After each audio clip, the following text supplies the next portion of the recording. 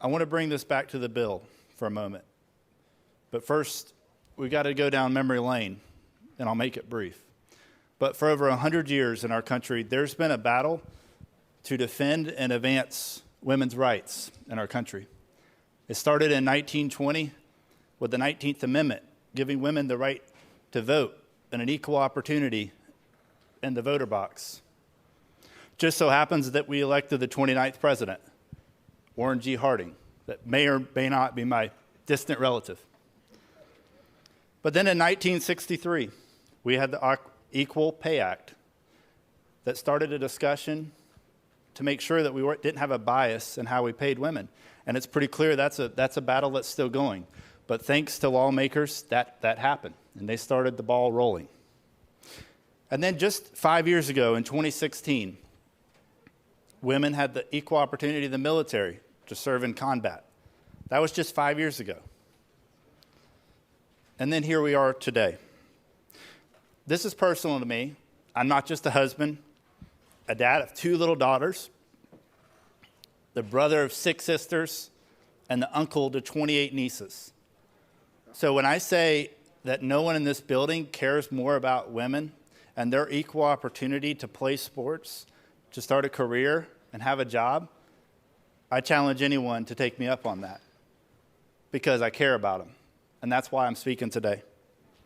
Last night while we were on the floor, I introduced you to my nephew, Ricky. He's one of my 56 nieces and nephews. Ricky is an athlete. He plays football, and he runs track. He's not great at track, but we're working on it. But he's pretty good. The highest he is placed in state tourneys all over the state is 3rd. He had a time in the 100 meter of 11.08 seconds. I tell you that time because the record for women's high school track and field in the 100 meter is 11.12 seconds. That was set by a young lady just a few years ago named Shayla Sanders.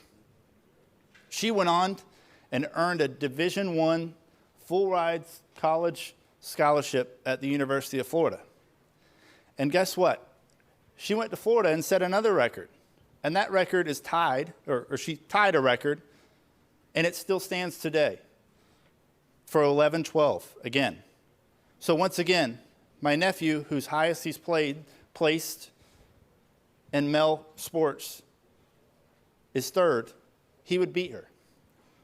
He would have a time to earn a Division I scholarship at the University of Florida with that time. I just got one more fact for you.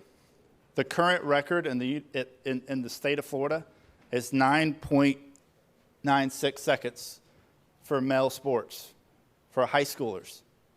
That's a 1.5 second difference.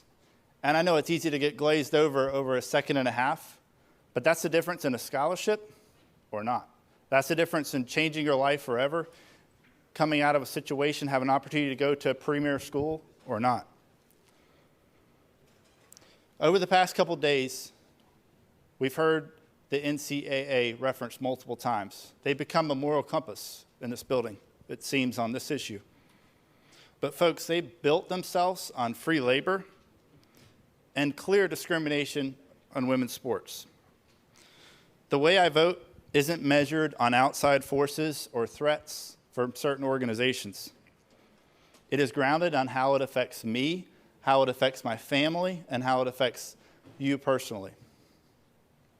If my daughters go on to compete in sports and set a state record, like Shayla Sanders, there's no way in heck I'm going to stand by and not make sure that they have an opportunity to earn a Division I scholarship.